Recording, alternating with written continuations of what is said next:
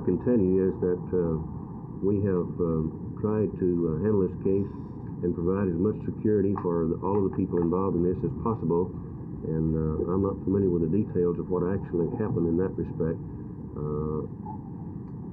The only thing I can tell you is that we've tried to work with everyone in this case as closely as possible to offer all the security, all of the assistance that we'd be required to offer and would be obligated to offer. And I'm not sure in this particular case if I would be at liberty to explain at this time all of the problems involved here, but the only thing I can tell you is that we've tried as best we can to meet our obligations and responsibilities in the best way possible. Was a deal made with Gonzales to let him out or to release his bond, or lower his bond, rather? I don't think I'd be at liberty to comment on that.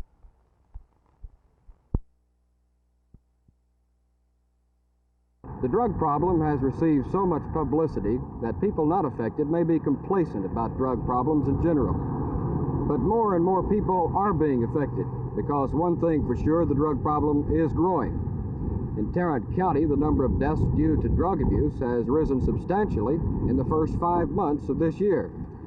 Tarrant County Drug Treatment Center shows a sharp rise in heroin addiction, and places like Our House, a crisis center with counseling for people who find themselves in trouble with drugs, is having increased traffic. I talked about the problem with Mike Reznikoff of the Our House staff and John Stewart of the Fort Worth Urban Ministry. Yeah, there's been a steady flow of people in, and I think probably there has been an increase, and it's mainly been younger people coming in. As I said, our median age is 17 years old, and that's probably where it's been, staying. Where do you see the increase coming,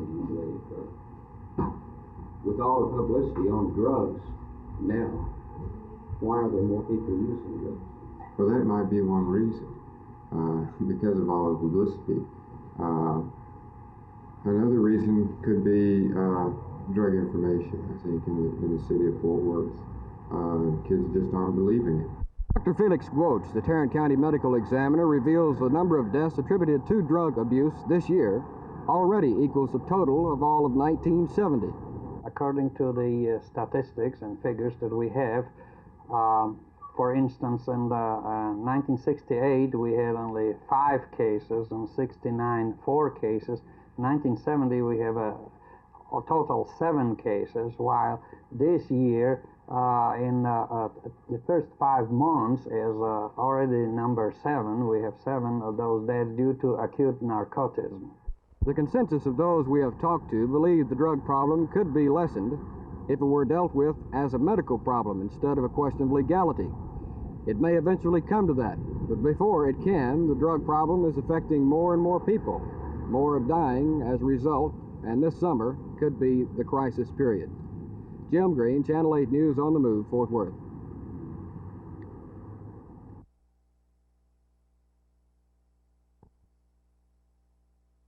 Suicide is a crime in 7 states in this country, and it should be wiped off the books, because that doesn't help mental health to make it a crime. Do you find there's really a cry for help with potential suicide? Yes, indeed. In at least 8 out of 10 cases, there have been definite cries for help, clear-cut clues, which are often missed, unfortunately. Is there a tendency to define an age bracket where suicides are more prevalent? There seems to be a trend with an increase among the younger age groups between 15 and 24, even up to 44 years of age, and some decline in the older age groups above 65. Why is that, would you say? I think that probably there are 2 reasons for that. One is that the younger age groups are meeting with more frustrations than they have in the past, and probably some of the minority group problems are now coming to the fore, which did not exist in the past, and probably we're counting a little bit better. Is there a time of year when suicides are more prevalent? Yes, suicide seems to be more prevalent in the springtime, April and May, in this country at least.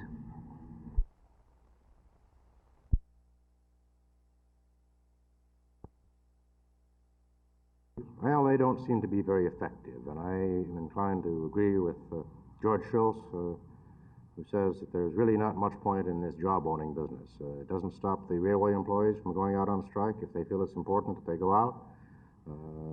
It doesn't stop people from closing down the bridges in New York City, and it didn't stop the postal employees a year or so ago from shutting down our postal system. They recognize the importance of these things, but as in every other area, I think self-interest is the most important factor.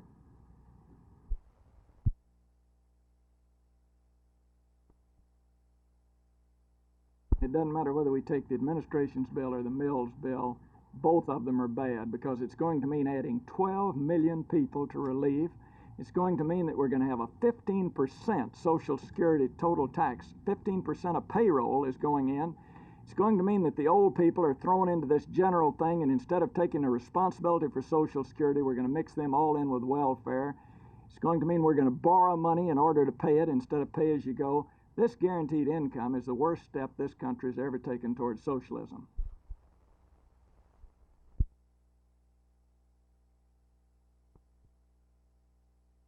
I've been in drag racing for 11 years. I've been in super stock since 1967. You've won quite a few titles, haven't you? Yes, I've been very fortunate. Would you give us a rundown on some of your outstanding achievements? Well, I've never missed qualifying for a world final event. I was the only girl in 1968 that qualified for this. I've held 4 national championships, and I'm now leading the points in the WCS. Who will be your chief competitors here in contention for the crown? There'll be Ken McClellan, Gary Ostrich, Ron Mancini, which has held 2 national championships this last year. There's quite a few. Any other girls racing here? I'm sure that Shirley Shahan will be here also. How did you get into this business or this hobby? Well, when I started out, my husband was doing the driving, and I suggested he make a few changes in his driving style, and he said if I was so smart to try and do it myself. And I did try, and I started bettering his times, and he kind of gradually faded off into the background. He's a mechanic, correct? Yes, he is. Does he keep your car in top shape? Yes, he does. It's one of the top running cars in the country. Do you ever offer any suggestions as to how to fix it? Sometimes I think when I should be quiet, I'm not. What about the 2 children at home? They enjoy drag racing very much. They would like to come with us, and I think now as they're getting older that they'll be able to, but I don't believe in leaving them unattended at these meets, and a lot of times that's what happens when they're younger.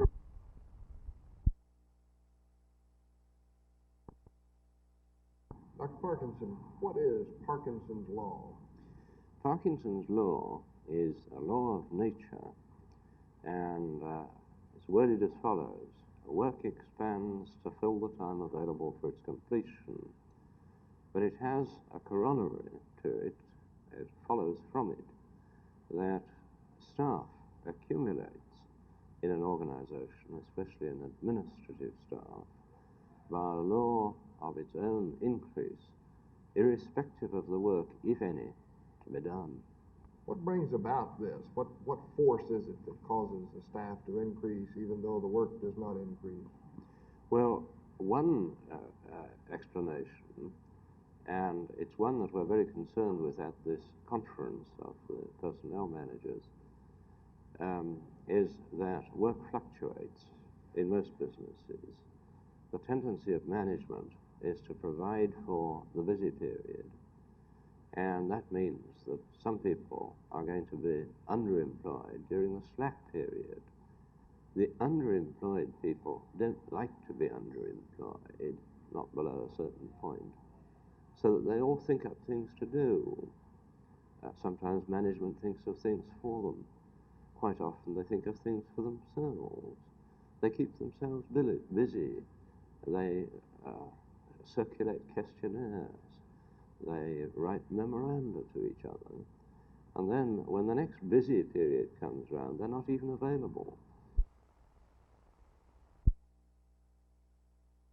What teenagers in Grapevine do on a Saturday night? Well, it's called dragging the mane.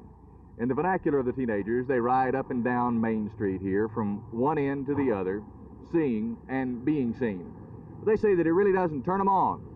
So a group of interested Grapevine citizens, the average age 16, leased an old tumble-down building on Main Street, borrowed $2,500 to fix it up, contracted for a first-rate movie, and the Fliks was born. The general manager of the theater is Mark Haskell. He's 18. I asked him about some of the problems of getting the flicks into shape.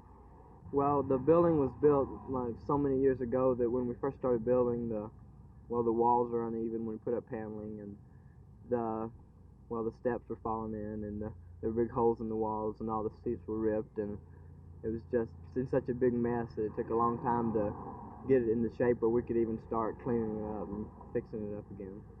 Are you ready to open? Yes, sir. There's still a few minor repairs, but we're ready to open. You borrowed $2,500 to do this. How's that holding out? Well, we still have a couple hundred left, but it's going pretty fast. Well, tonight is opening night. The movie is Paint Your Wagon. There won't be any searchlights, no wet concrete in front to put your handprints or footprints in, but there'll be plenty of stars. You won't have to look hard to find them. They're in the eyes of Debbie, Susie, Jane, Mark, Dana, Jackie, and Karen. Beginning tonight, Main Street and Grapevine's going to get a rest. Jerry Park, Channel 8 News on the Move, Grapevine.